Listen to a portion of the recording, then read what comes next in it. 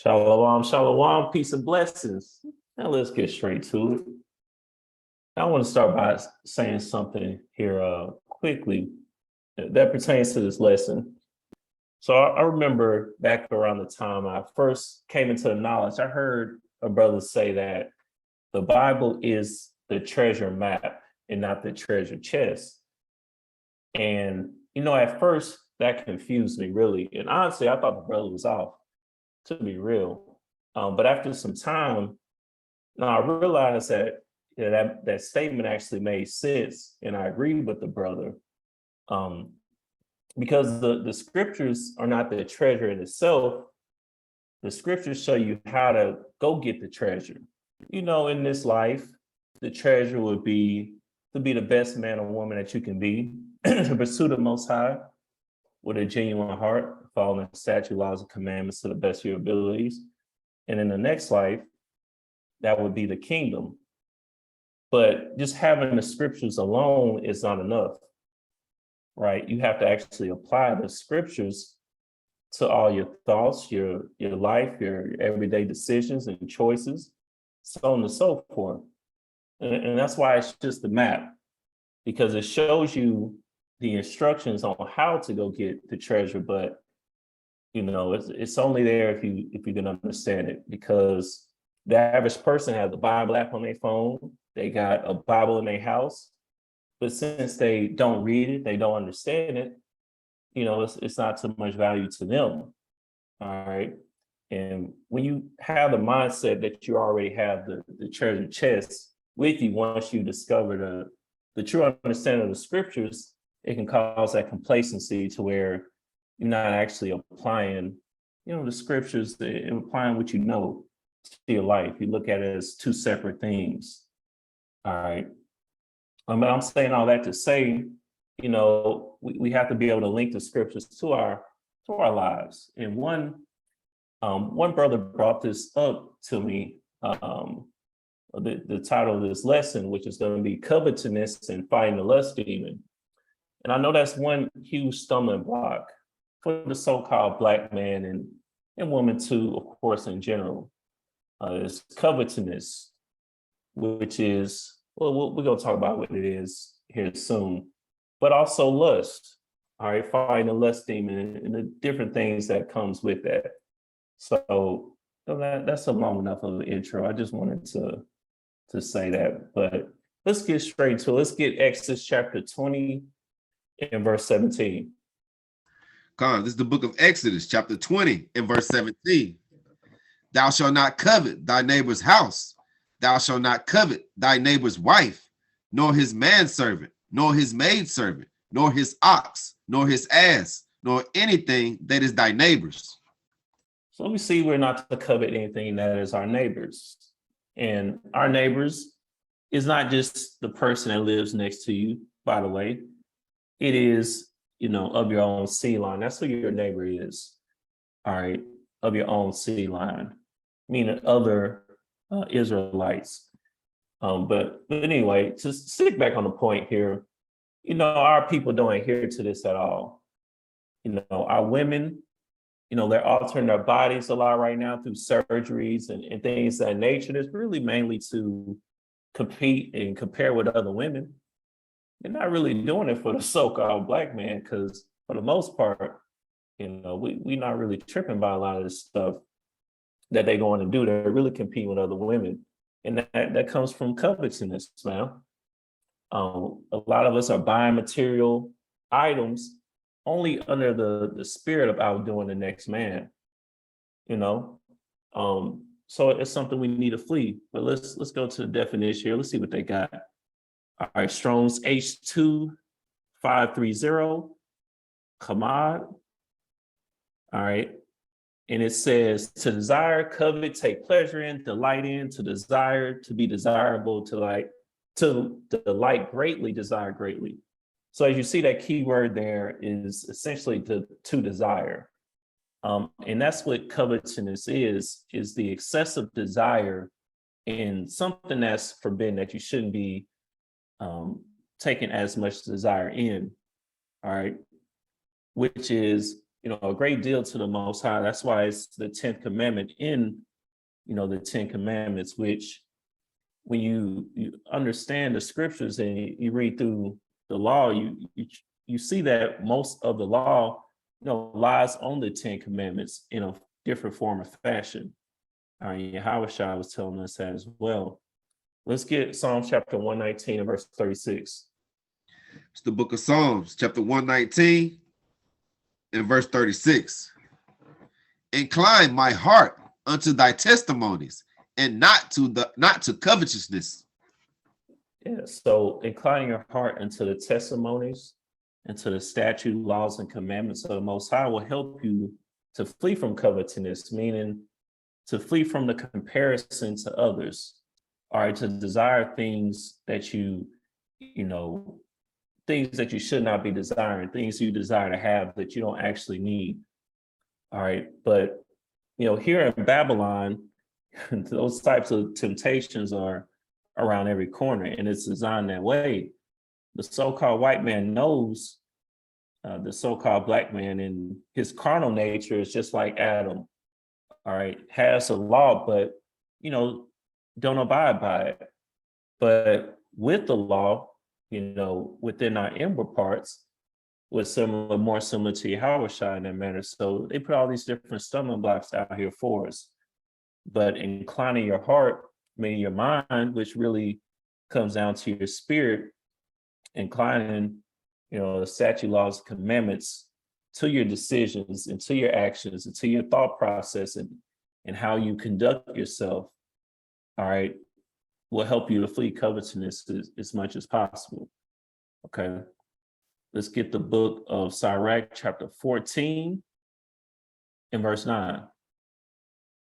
It's the book of Sirach, chapter 14 and verse 9. A covetous man's eye is not satisfied with his portion, and the iniquity of the wicked drieth up his soul. See, you're not satisfied with your own portion. And look, this can apply to anyone, whether your portion is great, you have an average, quote unquote, average portion, or less fortunate, it doesn't really matter. It's really within human nature to want more of, certain things anyway. You always want to improve, you always want better, this and that. And there's nothing wrong with that, but to the point where, it's getting out of control, these types of things can turn into jealousy, envy, hate, all right, just covetousness in general, all right, to where you having wicked thoughts about that thing, man. And also it leads to lust, okay, depending on what it is, of course, but that's one aspect of coveting, which we're going to talk about in a minute. But first, let's get 1 Timothy chapter 6 and verse 6. Right now, we're dealing with fleeing covetousness, and then we'll talk about lust and talk about how to deal with it. All right, ways to, flee that lust demon. All right, but for now, let's get 1 Timothy chapter 6 and verse 6. It's the book of 1 Timothy chapter 6 and verse 6. But godliness with contentment is great gain. Godliness with contentment is great gain, meaning, godliness would be keeping the statute, laws, and commandments and having a faith of Yahushua. All right. And not just by the letter of the law, meaning, yeah, you keep the dietary law. Yeah, you go to and keep the feast days, and you keep the Sabbath, which is a blessing, all praises for that. But also, through your daily walk as well. All right, because it has to be in you. If you keep the Sabbath for whatever reason, for a specific reason, or you keep the dietary law for a specific reason and it's not in line with the scriptures, you got your own agenda, then, what profit is it? But back to the point with contentment. So you have to be content with the lot that you give him, not you can't have complacement, but you have to be content. Let's get verse 7. Verse 7. For we brought nothing into this world, and it is certain we can carry nothing out. That's certain. All right. So what does it matter? Why would we covet things that we don't have when you can't take it out with you anyway? Verse 8.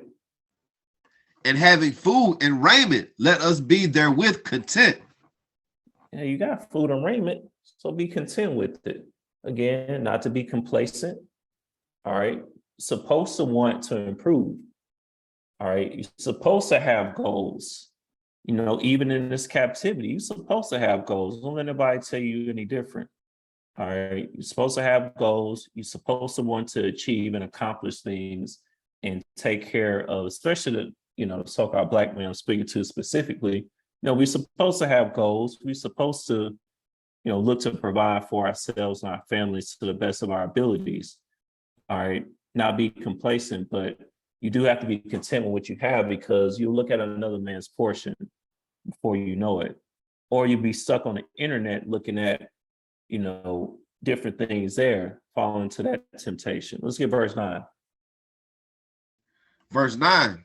But they that will be rich fall into temptation and a snare, and into many foolish and hurtful lusts, which drown men in destruction and perdition. Yeah, so in this context here, where it says, but they that will be rich fall into temptation and snare, really is referring to the rich that, matter of fact, let's get verse 10. Let's just get all together. Let's get verse 10. Verse 10. For the love of money is the root of all evil, which while some coveted after, they have erred from the faith and perceived themselves through with many sorrows. Pierce themselves through with many sorrows. So that's what happens when love of money is excessive. All right, it's the root of all evil, and that's how you end up coveting as well. So again, I always try to bring this out because most people look at love of money as someone that has money, but the truth is that no matter how much money you have, this still could apply to anyone, no matter how much money that they have. That still can be something that causes you to go off, pierce yourself with many sorrows because of that love of money. All right, which while some coveted after their error from the faith, that's exactly what will happen. All right, so it's something that we have to monitor, no matter where we are in life or how much money that we do have. It's something that we need. I feel like enough brothers and sisters at times too, don't touch on these types of things to the level that we could, but it's real life. When we're not on these lessons, we do have a life to live. All right, we have different things that we have to buy on a daily basis. We got bills to pay and things of that nature, but it can't get out of hand.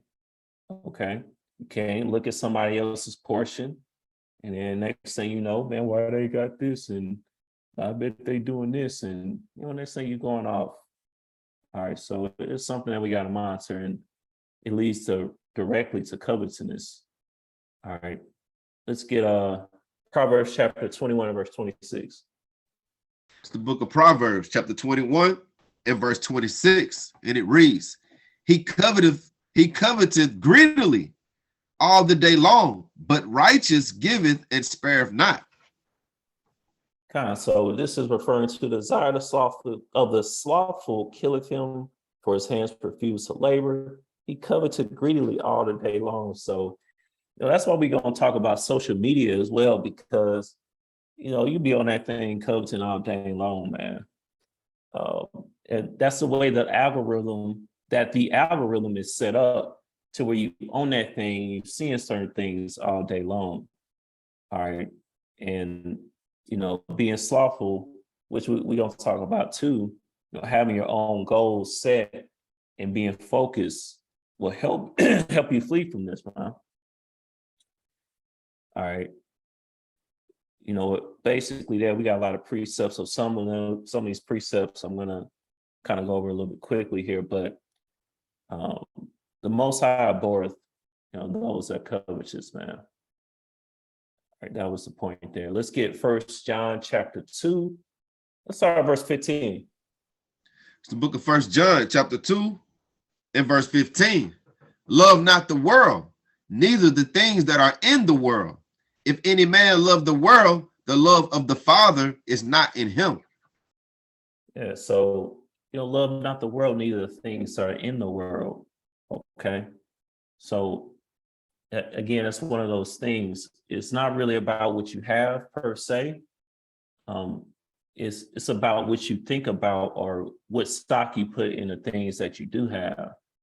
One man can have one thing, whether that be something material, and the next man can have that same material object, but one man is, putting this one material object on the pedestal, and the other man isn't. And it's the same exact material object. So, you cannot love the world and the things in this world. All right, let's get verse 16. Verse 16. For all that is in the world, the lust of the flesh and the lust of the eyes and the pride of life is not of the Father, but is of the world. Yeah, so what is in the world? That's why, me personally, that's why I try not to get too moved about, what the media is talking about and what the world is talking about, because, this is Babylon. This is Babylon, where it walks like a duck and quacks like a duck. It's not always a duck here. It is what it is. And, when you're constantly looking at these things, you can get caught up. All right, you get caught up in the world and not even realize that you are caught up in the world, especially of us that's in the knowledge. We are not, free from that. All of us, including me. We can be caught up in the world too and not realize it. All right, let's get verse 17. Verse 17. And the world passeth away, and the lust thereof, but he that doeth the will of the Most High abideth forever. Yeah, so the world passeth away. So everything that's of the flesh is temporary. So it makes no sense to covet it. It makes no sense to put it on a pedestal when it's going to pass away anyways. The only thing that's going to abide forever is the will of the Most High in His word. That's the only thing that's going to endure in the elect. All right, that's it. That's why you have to put these things in their proper perspective at all times. Okay, but we're gonna get specific as we go on here. Let's get Galatians chapter 6 and verse 3 and 4. It's the book of Galatians chapter 3. Slakia. This is the book of Galatians chapter 6 and verse 3. For if a man think himself to be something, when he is nothing, he deceiveth himself. But let every man prove his own work, and then shall he have rejoicing in himself alone and not in another. And so every man prove his own work. So again, the more focused you are on your own goals, all right, the own things that you have in your own life, is the less likely you are to look at someone else and covet what they have. All right, whether that be, something from a physical standpoint, you taking a physical action, or, just in your inner man and your thoughts. All right. And I would say it's dang near impossible to, spend an excessive time on social media and not end up coveting something. Because again, that's how it's kind of set up to be. When I say on social media, I mean like just scrolling through, looking at random stuff. But the more focused you are, the less likely you are to do that. So I got this this so-called documentary pulled up here. You know how a lot of people that went vegan, they said that they watched, I think it was called What the Health, and like other documentaries that Netflix got out there or wherever platform it's on. And they said that was the reason that they went vegan. Well, when I watched this in 2020, like this was one of the reasons why I took a serious step to cut back on social media after I watched this documentary called The Social Dilemma. Now, we're not going to get too deep into it, especially for time's sake, but I just want to read this little quick description here. It says the documentary examines how social media's design nurtures addiction to maximize profit and its ability to manipulate people's views, emotions, and behavior and spread conspiracy theories and disinformation. Now, that last part you can kind of disregard. Because this quote unquote conspiracy theories on social media, but a lot of people spreading truth that they just don't like. So they call it a conspiracy theory. But the point here is actually the first part. It says how social media's design nurtures addiction to maximize profit and ability to manipulate people's views. So like that algorithm for YouTube, if brothers been on YouTube, y'all already know what I'm talking about. That thing is crazy. You just have to think about it. Like, it can have you on there for 24 hours. It always knows a video to suggest that you will want to watch based on the things that you already watched. Okay, Instagram the same way, Facebook the same way. It's designed to keep you on that mug as long as they want you. And the further you drift off into that metaverse, the more likely it is that you're going to have some off thoughts, right? More likely you are to start examining your own life. Dang, this brother got this, or this sister got this. And sometimes these not even like conscious thoughts. Maybe you're not saying literally, this brother got this, but you can't end up comparing yourself to others just by being on there, and thus breeds covetousness. All right. So it's something that, we have to be serious about monitoring. And look, I'm not saying I'm perfect on it. I had a screen time app, like I told y'all before. Sometimes I can get my screen time for a day all the way down to just 2 hours, trying to get even less than that. Sometimes it's a lot more than that. So it's something that, I'm working on myself, but I think if brothers or sisters haven't made a conscious effort to, reduce the amount of time you're on social media, you could be potentially hurting yourself there. So that's something definitely to take serious. So I got some real quick here too. It says the 7 negative effects of social media on people and users. We're just gonna go over the kind of bullet points here. Depression and anxiety. So again, this is something that, a lot of people don't talk about, but it's real. Seeing other things and seeing this many different images and videos will, undoubtedly, you'll end up comparing yourself to other people, which will breed anxiety and depression at times. Not every time, not for every brother and sister, but these types of things happen. It says cyberbullying. Hey man, these brothers and sisters and Israelites, man, they be cyberbullying folks too, but maybe that don't apply as much to us. But it says fear of missing out. So that's one thing too. Like, you could feel like you're missing out. You feel like if you're not on there all the time, you're gonna miss what everybody's doing.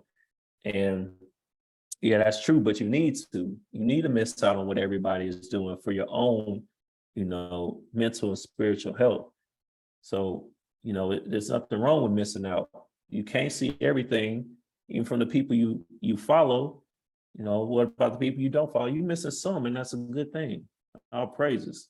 Unrealistic expectations. This bro here probably full of it, but anyways, you will set unrealistic expectations, and we're gonna kind of talk about that. Negative body image, unhealthy sleep patterns. Oh yeah,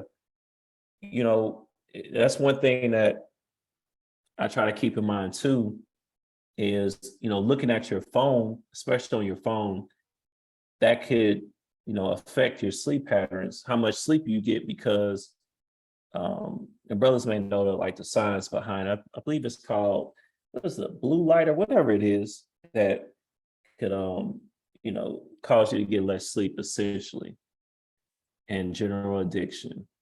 So we know that's the thing. I'm not going to go into this article. I pulled up another one, but it's pretty much saying the same thing as here. But now let's get to the lust portion. So we talked about social media a little bit there, how, how that can relate to you in coveting. So let's get Romans chapter 7 and verse 7. Now let's talk about fleeing the lust demon. This is the book of Romans chapter 7 and verse 7. What shall we say then? Is the law sin? God forbid. Nay, I had not known sin but by the law. For had I not known lust, except the law had said, thou shalt not covet. Yeah, so what Paul is saying that lust is covetousness. All right. There are many laws that aren't listed explicitly that link with a lot of the laws, especially in the first 10 commandments, like I said earlier.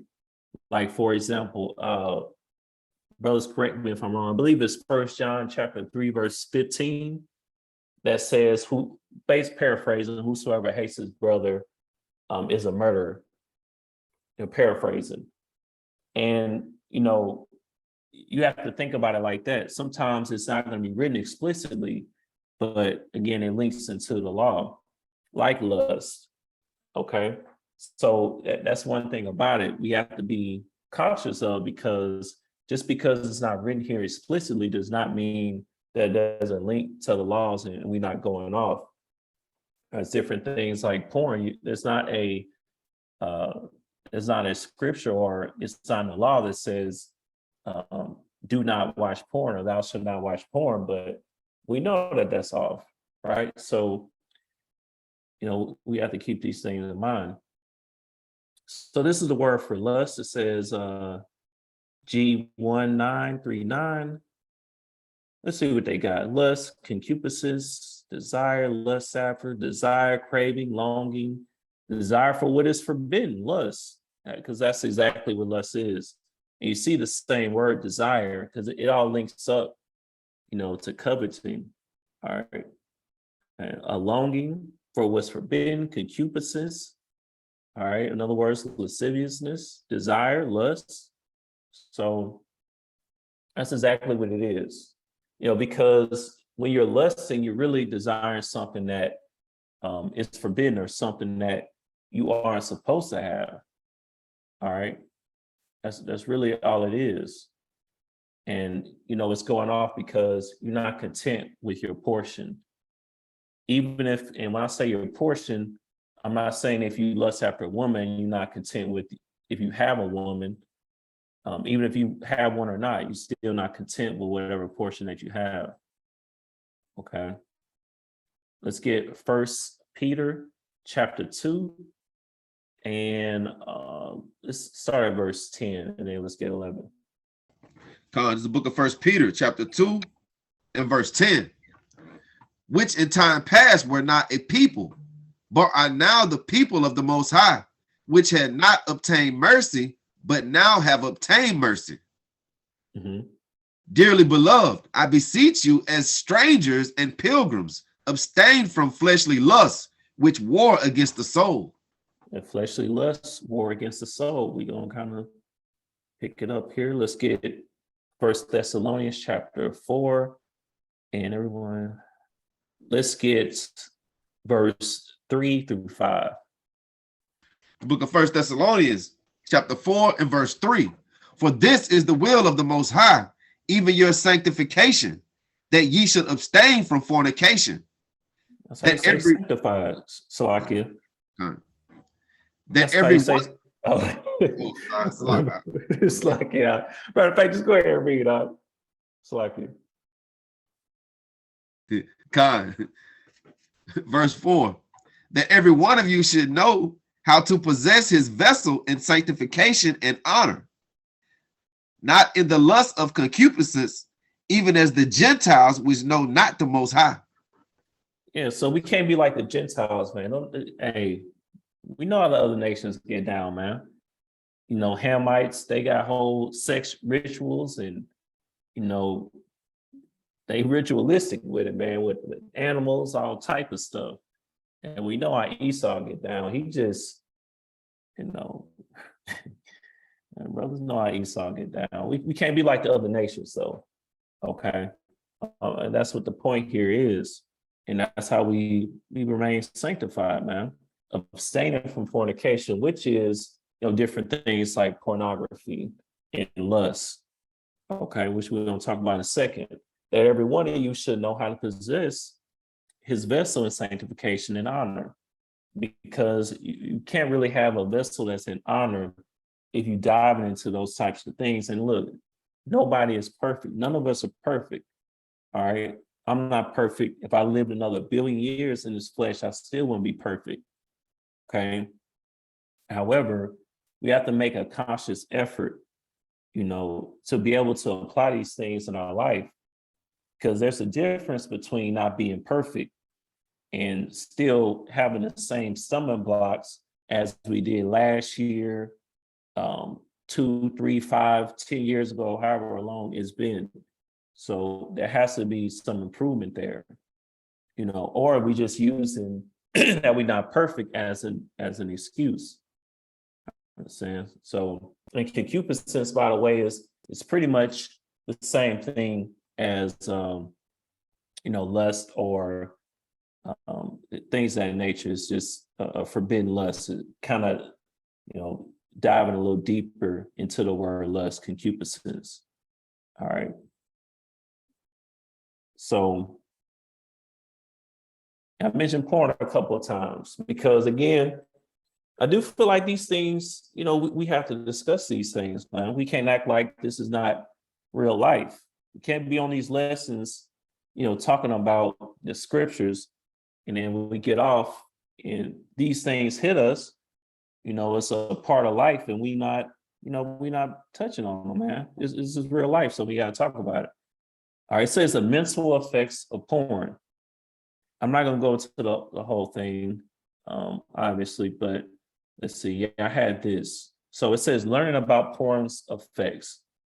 And I ain't want to even look for too much stuff on here because I ain't want this to follow my computer and stuff. And next thing you know, they're trying to show me images. So I just pulled something quickly here. It says this learn about porn's effects on the brain has been the single most important factor helping people overcome the wide range of negative mental and physical effects from overuse of porn. So far, there are over 85 studies that link poor mental and emotional health to porn use. So, yeah, like that's the type of effects porn have, on you. It says these effects range from brain fog, and social anxiety through to depression, negative body image, and flashbacks. Eating disorders. Yeah, so those normally, if you can't control certain eating habits, you probably can't control other aspects of your flesh as well. It says on the rise in young people cause more deaths than any other mental illness. Porn has a huge impact on idolized notions of body image. So it causes you essentially to not look at real life as reality anymore. Okay. Now you start, seeing certain things and start relating that porn life into real life. Let's just be real here, man. I'm pretty sure I'm only going to speak for myself. I didn't seen it. I don't watch it anymore, but I saw my good share of it. So I'm not finna sit here and act like I didn't. That's not how I'm coming on this lesson. However, it is something that if brothers or sisters are still dealing with, it's something that you definitely have to address. And I would say, I don't know what brothers and sisters are dealing with, but I would say it would be on a higher priority list because you're defiling your temple, dealing with certain aspects of adultery, all right, certain aspects of fornication, even homosexuality. It just breaks your spirit down. All right, you're losing your vitality. Like it says, brain fog, depression, all these different things, could be bringing brothers and sisters low. Okay, because it's not natural for the man, at least the so-called black man in the spiritual mindset. This is not a natural thing. Okay, these types of things were never supposed to be available to us about access here on our phone for free and for free. That's just too much access, man. And that's a lot of temptation. So, we got to do our best. If we dealing with that, we got to do our best to wane off of it, man. Watching that thing 5 times per week, let's try to see if you can cut it down to 3. If you're already on 3, see if you can get it down to 1, so on and so forth. And if you slip, okay, you was at least trying, then get back on it again. That's just how it works. We also can't approach this from an over-righteous standpoint and act like, we all don't have weak moments and different things that come up, because that's real life, man. But at least, you're making an effort to rid your vessel of this. All right, because this is only listing, Esau only listing the carnal effects. Think about the effects that it has on your spirit, man. To be honest, as someone that is just teaching on this level here on this platform, I wouldn't really even feel comfortable, teaching anyone the scriptures, which I don't come in here telling people what to do per se, but just dispensing information. If I just got through watching, porn videos and things of that nature. But anyway, let's get back to the scriptures. Let's get Matthew chapter 5 and verse 28. God's book of Matthew chapter 5 and verse 28. But I say unto you that whosoever looketh on a woman to lust after her hath committed adultery with her already in his heart. All right, so brothers say that sex is marriage, right? So whether you adhere to that or not, watching someone else have sex is adultery on top of other things, because that's somebody else's woman. And you in lust, watching somebody else's woman have sex, you uncovering another man's nakedness, which is off. And somebody could say, well, what if woman on woman? And I'm keeping it funky on this one, man. I'm not finna sugarcoat and act like these aren't real things that brothers and sisters dealing with. So, if my speech be rude, just know that. But anyway, say if you watching woman on woman, that's dealing with homosexuality, right? So, either way you chop it up, it's going off. And again, we're not perfect, but it's something to work on for sure. All right. And the reason that I'm saying it like that, by the way, because when I heard a brother say it like that, that's what made me first take the first serious steps to really, rid that from my vessel. All right. Hearing it broke down like that, I was like, dang, that's deep, man. I never thought of it like that. So that's why I'm saying it in a certain way. And hopefully, brothers would take action on that, whoever's dealing with it.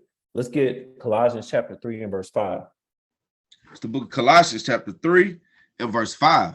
Mortify, therefore, your members which are upon the earth, fornication, uncleanness, inordinate affection, evil concupiscence, and covetousness, which is idolatry.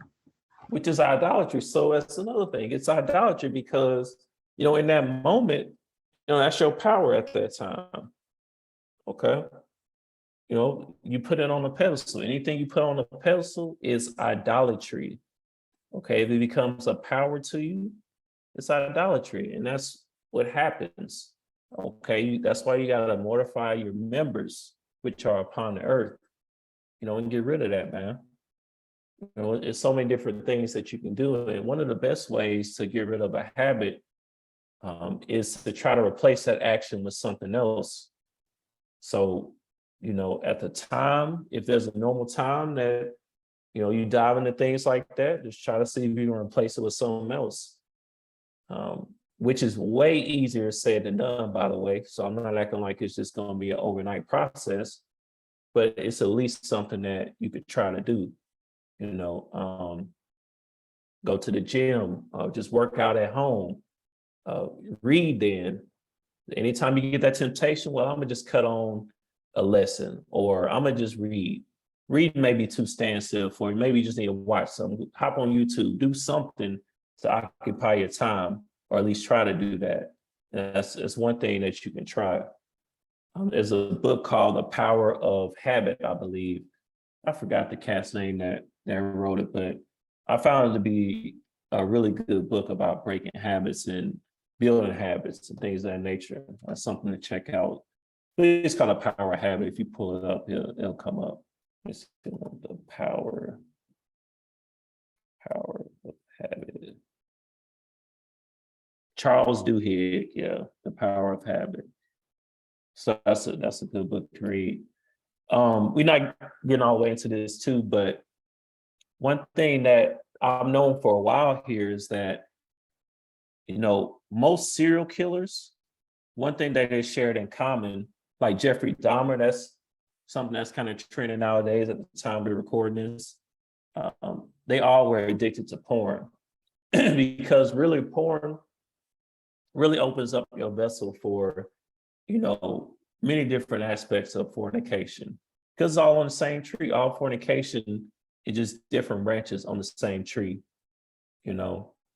I actually saw, I think I brought that up on the lesson before, so I ain't gonna get into that. But point is, it's all branches on the same tree. And pornography would definitely take you there without you realizing it. Okay, so it's not a simple matter, because it can get worse, and I'm not saying brothers and sisters gonna become serial killers or nothing like that, but it can lead you to other avenues. You never really know. And it can be addictive, and any type of addiction is not good for us. It makes you less productive, less creative. Now you can't think straight. Now your decisions are being altered. Now you can't keep the statute, laws, and commandments to the best of your ability. So it all links up. It all links up. Let's get Romans chapter 13 and verse 14, Baba Kasha. Book of Romans, chapter 13, 14. Salakia, if I said 14, Salakia, chapter 13, verse 14. Come. Book of Romans, chapter 13 and verse 14. Put ye on the Lord Yahushua HaMashiach, and make not provision for the flesh to fulfill the lust thereof. So that's kind of what I was going to earlier. Not making provision for the flesh. So you have to do your best to not put yourself in a position to fulfill your lust. So another thing is, in which we're about to talk about, matter of fact, let's just get it now. Let's get the book of Sirach, Ecclesiasticus, which is the same, chapter 42 and verse 12. The book of Sirach, chapter 42 and verse 12. Behold, not everybody's beauty, and sit not in the midst of women. So behold, not everybody's beauty. So that's how this links into social media, because this is something to monitor. All right, something I noticed about myself. Whether you realize it or not, the images that you see on social media, that can, influence these types of things like pornography and, certain lusts. It really can. You may not think it's a direct thing, but consuming that type, of information or those types of images and videos enough, and then the next thing you know, that's where you end up at. And also that can be in real life too. It can be real life too. You at the gym, and we know how Eve out there dressing, or even other women. We know how they dressing in there, or wherever you at. That's why you have to monitor yourself on that too, even in real life, not to behold every woman's beauty. All right, you ain't got to look at her. You can, if you're a man, you're gonna notice an attractive woman. That's just how men are built. However, it doesn't mean you have to stare. You got to watch how many times that you look at that. All right. Whether you got a woman or not, even if you don't have a woman, that's still something to monitor. You courting a woman right now, whatever the case, got one, don't got one. That's got to be a mindset, no matter who around or what's going on, whether I got a woman or not. You gotta, treat it the same way, not to behold every woman's beauty, and to not give provision for the flesh, at least to the best of your ability. Okay, because again, it's all a process. Especially, if that's an issue right now, it's a process. Let nobody tell you, you just can get rid of it in one day and you wicked or going off if you ain't, because maybe that is your lot, but maybe it's not. And these types of things that most of us have had or have been doing for many years now, since it came out, breaking a 12-year habit may not be something as simple as you reading this, reading the scriptures or watching this lesson, all of a sudden it's gone. You may, maybe a process, and that's okay if it's a process for you, but you do need to attempt to at least make it a process. Don't say, well, I'm not perfect. And next thing you know, 5 years later, you're still in the same spot. You gotta at least make some progress, man. Let's get Galatians Chapter 5 and verse 16. It's the book of Galatians Chapter 5 and verse 16. This I say then, walk in the spirit, and ye shall not fulfill the lust of the flesh. Well, walking in the spirit is one of the best ways to flee the lust of the flesh. Because, what I tend to do is try to look at things in a spiritual sense as much as possible. And I've told brothers this before, like for me, whether I had a rib or not, just thinking about the Babylonian woman in today's society is enough for me to not really get too caught up in the flesh. Whether they claim, to be in the knowledge or not, some of those things don't check out with time, no matter what they say or, where, whatever the case. But anyway, I tend to look at things in the spirit, and that helps you flee the flesh, man. When you think about it on a spiritual level, is this woman, or for the sisters, is this man really on a spiritual level? Okay, let's get verse 17. Verse 17, for the flesh lusteth against the spirit, and the spirit against the flesh, and these are contrary the one to the other, so that ye cannot do the things that ye would. Yeah, so they're contrary to each other. If you walk in the spirit, you ain't got time for the flesh. But if you're walking in the flesh, you ain't got time for the spirit. Okay, let's get verse 18. Verse 18. So like let's just jump straight to verse 19. Verse 19. Now the works of the flesh are manifest, which are these: adultery, fornication, uncleanness, lasciviousness, and so on and so forth. We can get the rest of them, but really, again, once you understand that there's only a righteous and there's a wicked, there's a high and there's a cold, there's the elect and there's everybody else, all nations. When you adapt that mindset, you start to not blur the lines in between the middle. All right. And when it comes to the works of the flesh, you start to see it's all part of the same tree: adultery, fornication, uncleanness, lasciviousness, idolatry, witchcraft, hatred, variance. I mean, I'm not saying that all sins are equal, but at the same time, all wickedness is just wickedness.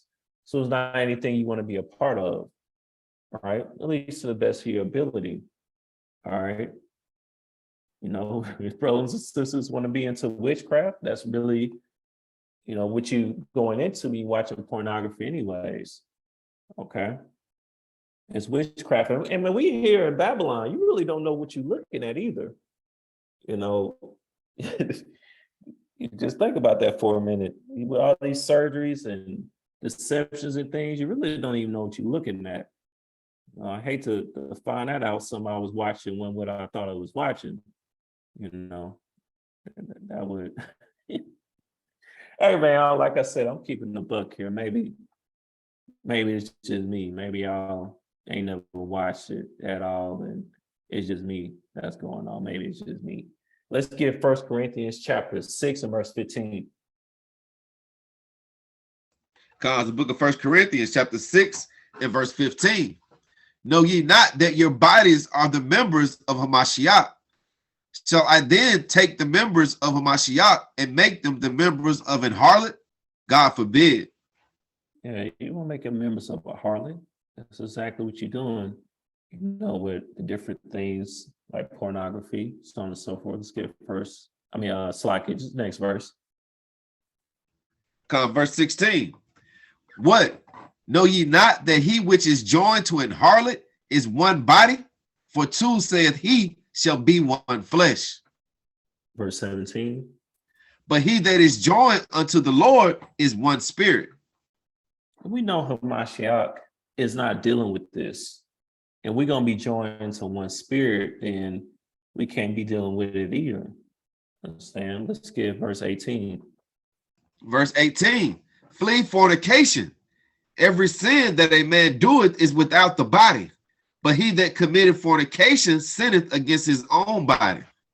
Sinning against his own body. Flee fornication is something that you have to flee.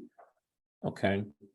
And like I said earlier, linking the scriptures and what we know to our lives, you have to make a conscious effort. It can't be just while you're reading, the whole treasure map and treasure chest mindset. Okay, this is the map. You take the map with you through your journey so that you can get the treasure chest, but you only can get that chest if you flee the fornication, all right, and everything else, not defile your temple, with it. All right, and we know with verse 19, no, you're not, your body is a temple of the Holy Spirit, which is in you. All right, let's see.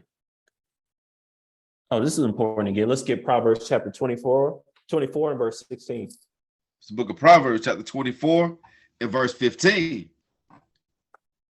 You said 15 to 16. All right. So like in verse 16. To the 16. For a just man falleth 7 times and riseth up again, but the wicked shall fall into mischief. And so a just man still falls 7 times. Okay. Again, I'm pretty sure most brothers have, coveted after, somebody else's possessions, hopefully not to the point of a physical action, but even your thoughts. I'm sure, brothers and sisters have watched, different things like pornography, whatever the case is, but that's all part of falling. But you got to rise up again. That's the whole part of it. That's the whole goal of it, is to rise up again. We mess up, but you got to take it serious. You got to take it serious and, flee it to the best of your ability. Now let's get, because we kind of limit on time, but we got like 15 precepts left.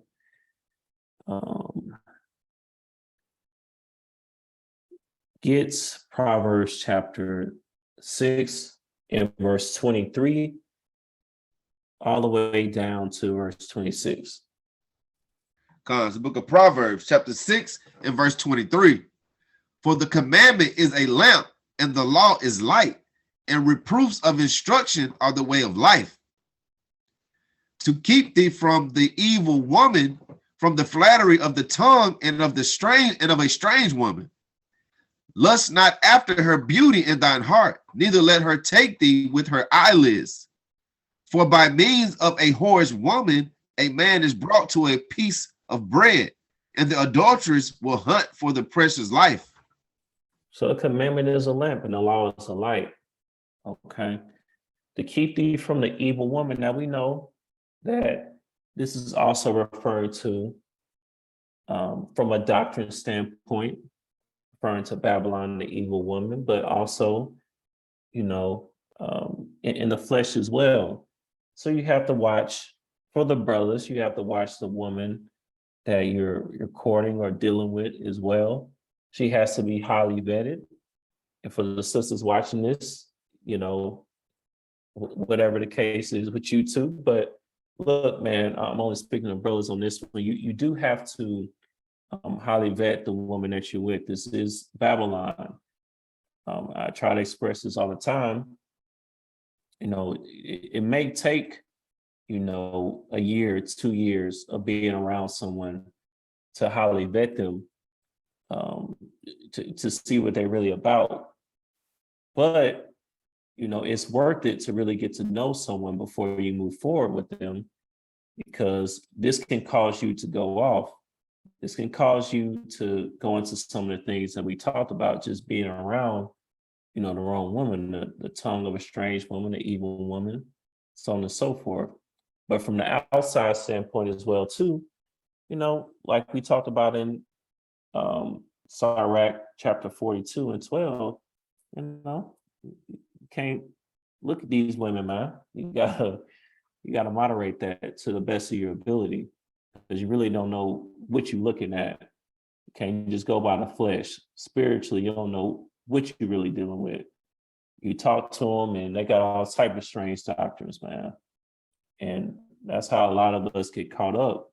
Next thing you know, you feel like you all the way girded up. Next thing you know, woman being brought a chakra out. Next thing you know, you doggone around here talking about chakras and stones and all of that. Talking about you an Israelite warlock or something, man. I don't know. Let's get Ephesians chapter 3 and verse 16. It's the book of Ephesians chapter 3 and verse 16. That he would grant you, according to the riches of his glory, to be strengthened with might by his spirit in the inner man. Yeah, so that's how you make your carnal changes, is through the spirit. You got to enrich your spirit, strengthen your inner man. Okay. Speaking of, let's get Tobi chapter 12 and verse 8. It's the book of Tobi chapter 12 and verse 8. Prayer is good with fasting, and alms and righteousness. A little with righteousness is better than much with unrighteousness. It is better to give alms than to go lay up gold. So prayer is good with fasting. All right, that's one way to get rid of that lust demon, to flee from it, is to attack it head on with prayer and fasting. So that's the sole reason why you fast. All right, is, you know, to get rid of that lust demon. Okay, to abstain from watching pornography. And if you haven't fasted on it yet, then let's be real, you're not serious about getting rid of it. I'm just gonna keep it a buck. I'm gonna keep it a buck. If you haven't fasted on it and it's something that you're dealing with, you have been dealing with. And notice, I didn't say you haven't got rid of it. I just said you haven't fasted on it at least once. Then you're not really serious about getting rid of it. Okay. So that's something to think about. And again, you know, in my view, at least, it should be something that is high on your priorities list. Because again, I just, you know, Lord willing, at least, I just couldn't face Yahushua with knowing that's something that I was dealing with, especially on a consistent basis. Like, I just can't look Yahushua in his face, you know, knowing I was doing something like that. And I'm not saying that I can't fall back into that or nothing, by the way. That's why I say Lord willing, but it's just what I strive to be, at least. Okay. But that's just me. Let's get Ephesians chapter 4 and verse 27. It's the book of Ephesians chapter 4 and verse 27. Neither give place to the devil. Again, not giving provision. Let's go back to fasting though. Let's get Matthew chapter 17 and verse 21. Book of Matthew chapter 17 and verse 21. Howbeit this kind goeth not out but by prayer and fasting. So yeah, we gotta get verse 20 on this. Let's get verse 20. Verse 20. And Yahushua said unto them, because of your unbelief, for verily I say unto you, if ye have faith as a grain of mustard seed, ye shall say unto this mountain, remove hence to yonder place, and it shall remove, and nothing shall be impossible unto you. And howbeit this kind goeth not out but by prayer and fasting. So that's how you build up your faith. You got to go to the Most High first with these things, man. And we just happen to be talking about covetousness and lust and concupiscence and so on and so forth. But of course, that applies for everything else. To be able to build up that type of faith, it only goes by prayer and fasting. So we got to be actually praying and fasting on that thing and not just talking about it. Set a schedule. For me personally, with fasting, I found that I have to be very intentional for it to happen because I like to prep the day before to make sure that I've eaten enough and consumed enough water. And if I feel like I haven't, then it'll be a lot harder to actually get it done the time I have. But you have to actually make that out in your schedule. And especially with work and everything and things of that nature, especially when children are involved, so on and so forth. I know, that could be hectic. So you have to be really intentional about it, meaning planning a whole week or two in advance on getting it done. But if you're serious about it, then it's something that you'll find a way to do. Especially, I'm speaking on here if you're physically able-bodied, by the way. So let's get Psalm chapter 35 and verse 13. The book of Psalms, chapter 35 and verse 13. And it reads, "But as for me, when they were sick, my clothing was sackcloth. I humbled my soul with fasting, and my prayer returned into mine own bosom." Yeah, so this is King David here saying that that's how he humbled his soul, with fasting. Okay, and his prayer returned to his own bosom. So, that's how you humble yourself. That's how you kill the flesh and strengthen your spirit. It's through fasting. So again, that needs to be on the top of your priorities list if it's something that you're dealing with. So you're not defiling your temple, making these things idols to you, because we saw that lust is idolatry. All right. Let's get 2 Peter chapter 2 and verse 9. The book of 2 Peter chapter 2 and verse 9. "The Lord knoweth how to deliver the godly out of temptations, and to reserve the unjust unto the day of judgment to be punished." So the Most High knoweth how to deliver the godly out of temptations, because you're going to face temptations. Like, that's a thing. That's inevitable. All right. We're going to face temptations. However, we got to go to the Most High with it. Okay. And if we fall, we got to get up. If we fall, we got to get up. Trying to go by here. Let's get James chapter 1 and verse 2 through 4. This is the book of James chapter 1 and verse 2. And it reads, "My brethren, count it all joy when ye fall into diverse temptations, knowing this, that the trying of your faith worketh patience. But let patience have her perfect work, that ye may be perfect and entire, wanting nothing." My son, if thou come to serve the Lord, prepare thy soul for temptation. All right. I think that's, I don't want to say that's the exact words, Sirach 2 and 1, but it's close to it, I believe. Again, we're going to be faced with temptation, but that's a time to build up your faith and your patience. Okay. And just like in a physical sense, when you do things like working out, you building up your physical. When you face a temptation and you know that it was due to Yahweh Ba'ashem Yahweh Shai, that you got through that temptation, you building yourself up spiritually, you working yourself out spiritually. Okay. That patience has its perfect work. I mean, that ye may be perfect and entire, wanting nothing, meaning not coveting. All right. So, if you lack wisdom, let them ask of the Most High. All right.